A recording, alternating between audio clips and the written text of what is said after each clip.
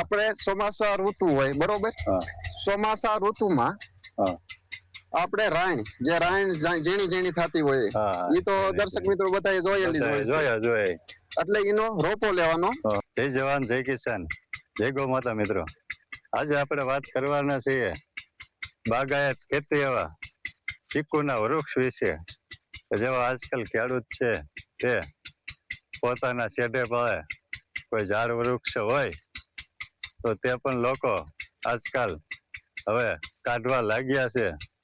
તો આજે વાત કરવાના છે આ ચીકુના વૃક્ષ વિશે કે ચીકુનું વૃક્ષ છે તેની કલમ કઈ રીતના કરવી, કઈ રીતના તેની સારવાર કરવી, તેના વિશે વાત કરવાના છીએ.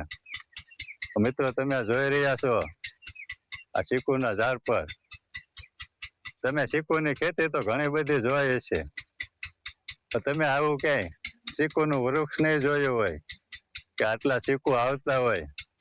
તો મિત્રો આજે આપણે વાત કરવાના છીએ કે આ ચીકુનું વૃક્ષ છે તેની કઈ રીતના આપણે કલમ કરીએ તો આવા ચીકુ ઝાડમાં આવે.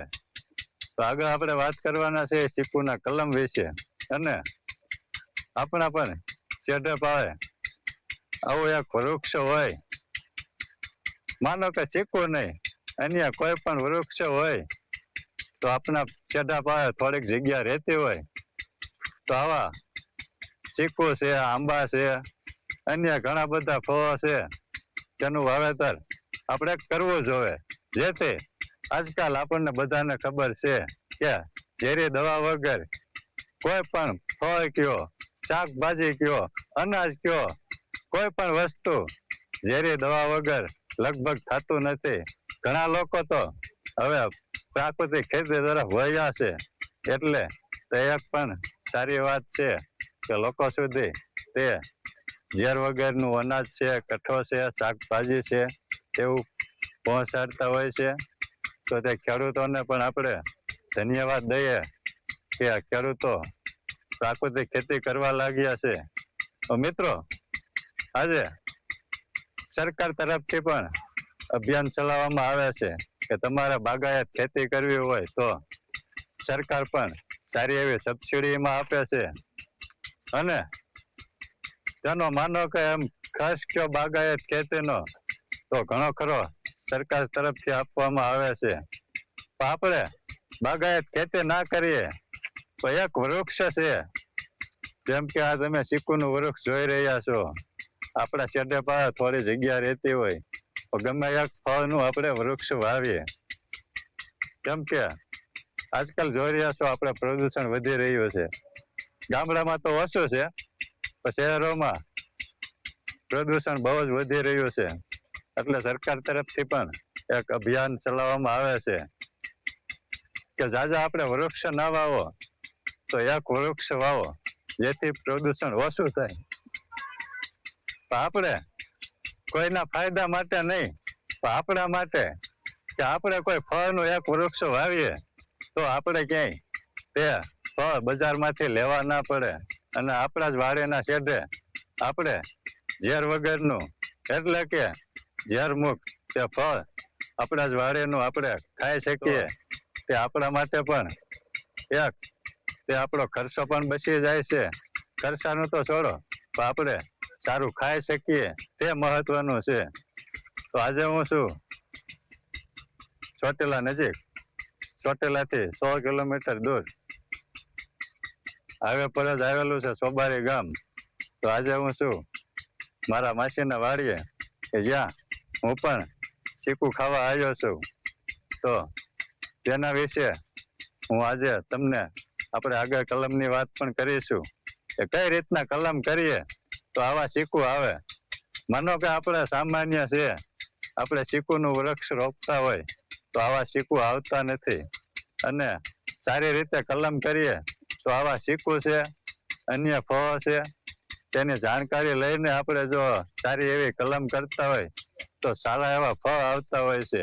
હવે ઘણા ખેડૂતોને એવા પ્રશ્ન હોય કે વૃક્ષો વાવીએ તો ઘણી બધી આપણે જગ્યા રોકાઈ જતી હોય છે.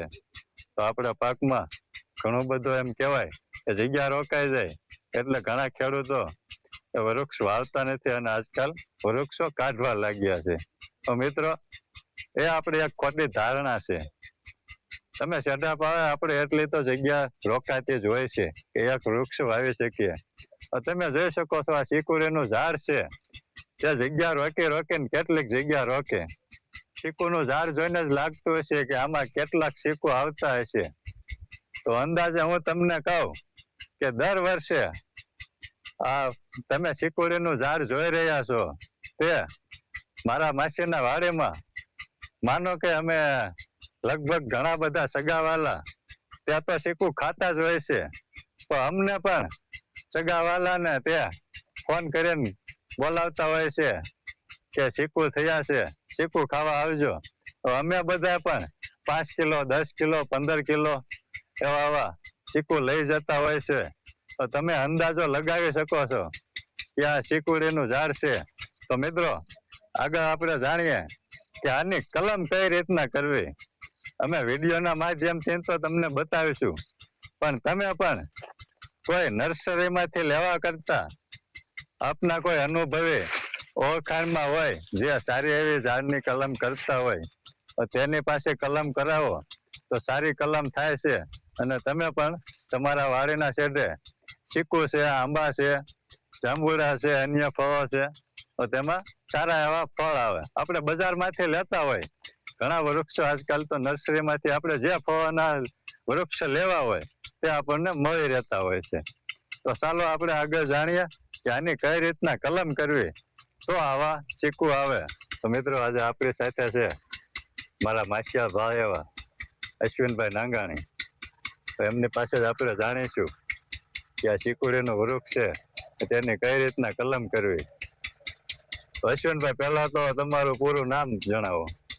મારું નામ છે નાગાણી અશ્વિન શામજીભાઈ, બરાબર છે, અને ગામ સોબારી. તો દર્શક મિત્રો આપણે ચોમાસા ઋતુ હોય બરોબર, ચોમાસા ઋતુમાં આપણે રાણ ઝીણી ઝીણી થતી હોય એ તો દર્શક મિત્રો બધા જોયેલી જોયા. એટલે એનો રોપો લેવાનો, રોપો લઈ અને ચોમાસા ઋતુની અંદર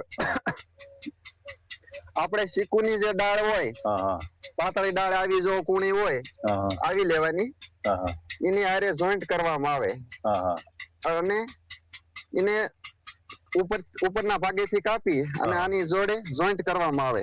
બરાબર છે. જેના કારણે 2.5 મહિનાની અંદર ઈ કલમ થઈ જાય અને સંપૂર્ણપણે આનો હાંધો થઈ જાય પછી એને કાપવામાં આવે અહીંથી. બરાબર છે. ચોમાસા ઋતુ એટલા માટે બેસ્ટ ગણાય કારણ કે ચોમાસા ઋતુમાં આપણે પાણી જે પાવાની ક્ષમતા હોય એ ઓટોમેટિક થઈ જતી હોય કે વરસાદના કારણે ભેજના લીધે થઈ જાય. અને કે ઉનાળો ઋતુ છે, શિયાળો છે, એમાં આપણે એટલું પાણી પાઈ ન શકતા હોય એના કારણે કલમ થઈ કે નહીં. અને ઓલું ઠંડુ વાતાવરણ હોય ચોમાસાના લીધે એના કારણે એ બેસ્ટ ગણાય. બરાબર છે. હવે અશ્વિનભાઈ આપણે બધા હગાવાલા આપણે આ ચીકુનું વૃક્ષ છે એના ચીકુ બધા ખાય છે, તો આપણે અંદાજે કેટલાક ચીકુ આ ચીકુડીના વૃક્ષમાં આવતા હશે? અંદાજે જો રણજીતભાઈ આમાં ગણવામાં આવે તો 30 થી 35 મણની આજુબાજુ ચીકુ. 30 થી 35 મણ આવે. અમારા માસીના વાડીમાં ચીકુનું વૃક્ષ છે તે મારા માસા શામજીભાઈ તેઓ એક પણ ચીકુ બજારમાં ક્યાંય કોઈ દી વેચ્યું નથી. માત્ર ને માત્ર તેઓ સગાવાલાને બધાને ચીકુ ખવડાવે છે અને આજ સુધીમાં એક પણ ચીકુ તેમને વેચ્યું નથી. આજના વિડીયોમાં બસ આટલું જ. મળીશું નવા વિડીયોમાં નવી માહિતી સાથે. જય ગૌ માતા.